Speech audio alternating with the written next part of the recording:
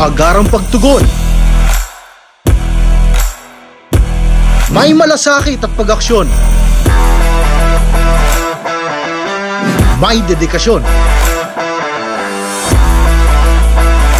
Serbisyo ni Mayor Vicente B. Amante at ng CIO.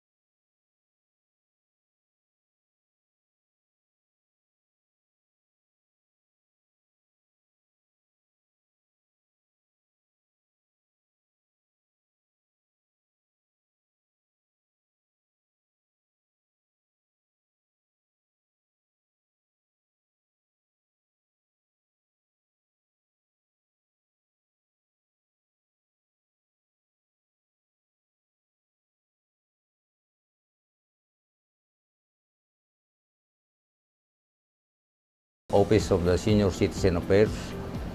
Ko po si Efren Asusano, ang OSCA head ng tanggapang ito. Pangunahing tungkulin po ng aming tanggapan, ang Senior Citizen Affairs, ay unang-una po yung issuing ng ID booklets.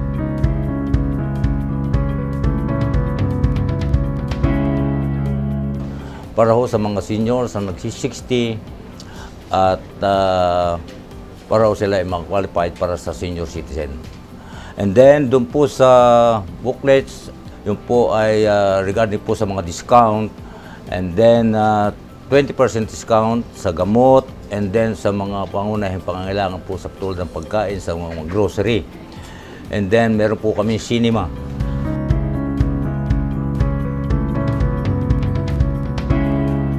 At doon po pa rin dito sa mga replacement po ng mga nawawala pong ID, yun po ay amin pong pinapalitan, tsaka po meron po yan duplicate na amin pong binibigay sa kanila. Every birthday po ay meron po silang gift certificate na pinamamahagi sa kanila sa bawat barangay po, basta membro po ng senior citizen.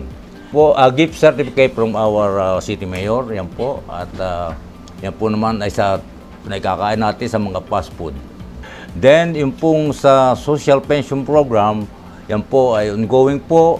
Sa pag-ugnayan po namin sa regional office ng DSWD na at the age of 70, pataas po yun, mga indigent po yun. At doon po sa centenarian na yun po ay isinabatas na. At yun po ay ipinasok po ng ating kagalang-galang na Congressman Loretta Ombin Amante. Yun po ay napirmahan na po ng ating kagalang-galang na Pangulong Marcos. At yung mula po edad na, yun po tinatawag natin sa Centenarian Act. At mula po sa edad na 80, 85, 90, 95, and 100 years old.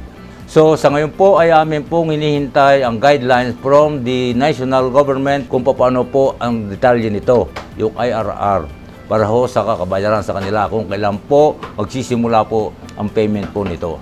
Dito po naman sa mga programa dito sa aming opisina, sa aming araw-araw na gawain po, narito po ang aking mga staff at siya po ang aming tumutulong sa amin para ho maisaayos at mapaglingkuran ng buong puso at husay ang mga senior citizen. Yan lang po. Maraming salamat po sa inyo.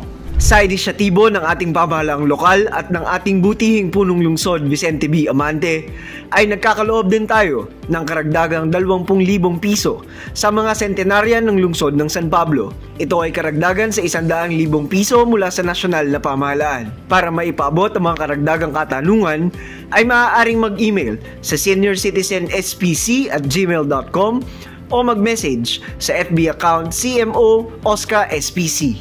Maaari ding tumawag sa 049-562-4457. At sa palaging tagubilin ni Mayor Vicente B. Amante, serbisyong may ngiti, San Pableño ang wagi.